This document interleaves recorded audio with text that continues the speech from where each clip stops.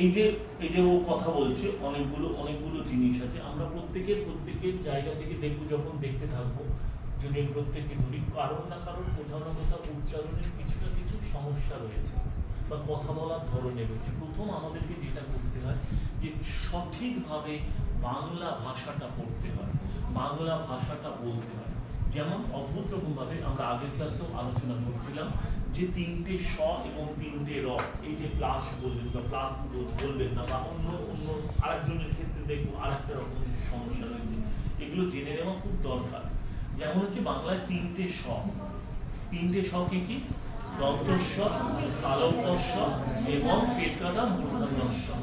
দন্তস্ব, যে স উচ্চারণ করতে গেলে জিভটা দাঁতে লাগে তখন তাকে বলা হয় দন্তস্ব। কিন্তু অদ্ভুত রকম ভাবে বাংলায় দন্তস্বয়ের কোনো ব্যবহার নেই। কিন্তু যখন ব্যবহার আছে, কখন? যখন সে তয়ের সঙ্গে বা নয়ের সঙ্গে যুক্ত হয়ে আসে, তখন সেটা স হয়। তার আগে আমরা কখনোই দন্তস্ব স, দন্তস্ব মানে জীব যখন দাঁতে থাকে তখন সেটা দন্তস্ব হয়। স স স, কিন্তু আমরা কি বলি? সরে যা। আমরা কি বলি? সত্যি কথা বল, আমার সামনে থেকে সরে যা, বলি না?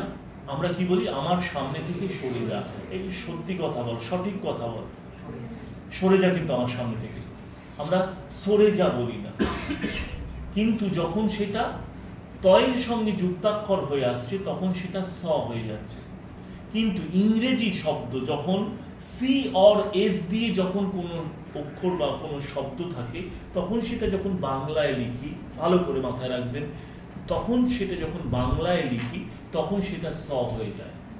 আমরা উদাহরণ দিচ্ছিলাম কি? CYCLE কি হয়? সাইকেল। সেটাকে আমরা সাইকেল বলি। বাংলায় সাইকেল বানান কি? দন্তস্বয় আকার, রস্বই হয়কার ল, তাই তো? তাহলে তো হওয়া উচিত কি? সাইকেল। কিন্তু আমরা সাইকেল বলি না, আমরা সাইকেল বলি। তার কারণ হচ্ছে ইংরেজি শব্দ সি অর এস দিয়ে যে শব্দগুলো তৈরি হয়, তখন সেটাকে যখন আমরা বাংলায় বলি তখন সেটা স হয়ে যায়। কিন্তু এস এইচ দিয়ে যখন কোনো শব্দ হয় তখন সেটা স হয়। স স স স, এস এইচ। যেমন হচ্ছে সান, সান SUN, সান, কিংবা SEA কি হয়? সি, বা SEE সি।